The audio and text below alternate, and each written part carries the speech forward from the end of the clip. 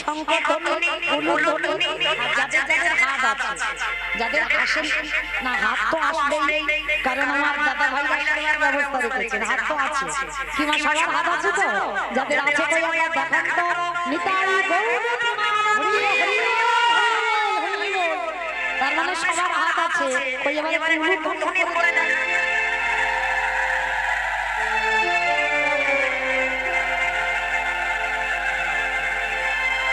যারা একটা পরিচয় করাই, আমার একটা ছোট মেয়ে, যাই হোক আমাকে মা বলে ডাকে, তো খুব ভালোবাসার এক মেয়ে, তো নতুন কীর্তনে নেমেছে।